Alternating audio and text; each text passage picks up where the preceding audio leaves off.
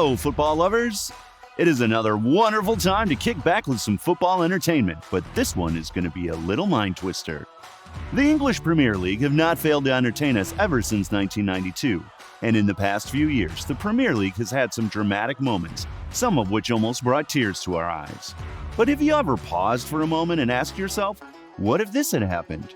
What if things had gone differently? Continue watching to find out some of the biggest what-ifs in EPL history. To enjoy more of these videos, subscribe to our channel and hit that notification bell to get a VIP seat to unlimited football entertainment. In this video, you are going to find out some of the biggest what-ifs in EPL history, so relax as I take you on this journey of thrill and entertainment in a single video. There are some moments in EPL history that managers, fans, and football players find difficult to get off their minds. But accepting an offer or winning a match, the future of a footballer and a football team can change as fast as you say jack. But what if some rejected offers were accepted? And what if some matches that were lost had been won? What are those things, you ask? Let us look at a few of them.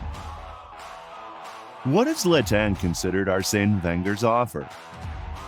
Of course, you should be familiar with the indomitable lion Zlatan Ibrahimovic. It is said that he possesses the talent of Lionel Messi and the willpower of Cristiano Ronaldo.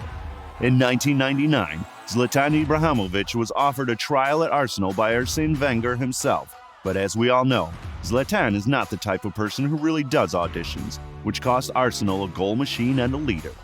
Now, just pause for a second, close your eyes, and imagine what would have happened if he actually considered Arsene Wenger's offer and accepted the trial. If that had happened, there's a high possibility that the 500-plus career goals would have been in a Gunners jersey. Well, he is doing well for himself and leading AC Milan on a title charge right now. What if Leeds United won the Champions League in 2001? Leeds United was a rival of clubs like Manchester United and Chelsea, who are currently among the top-tier contenders in the EPL. In 2001, they qualified for the semi-finals of the Champions League, but suffered a pitiful 3-0 defeat against Valencia. Just take a second to think about what would have happened if they never lost at the semi-finals. If they had never lost to Valencia, they might have even went on to win the cup and reap the massive financial rewards. Maybe they wouldn't have gotten into financial troubles and suffered relegation and stayed languished in the championship for so many years. Perhaps Leeds would be one of the top 6 teams in the league now.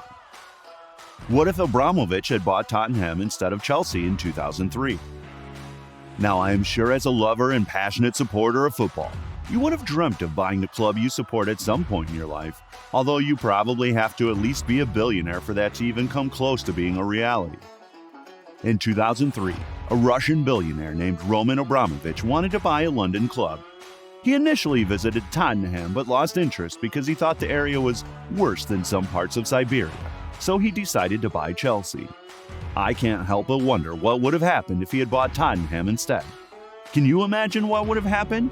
Maybe they would still have their new stadium and other benefits that came with being owned by a billionaire, or perhaps the 18 trophies won by Chelsea under their owner. That aside, Tottenham is finally in with a chance to challenge for the league title this season. What if Jose Mourinho convinced Liverpool to appoint him in 2004? Jose Mourinho is a world-renowned football manager and the current coach of Tottenham.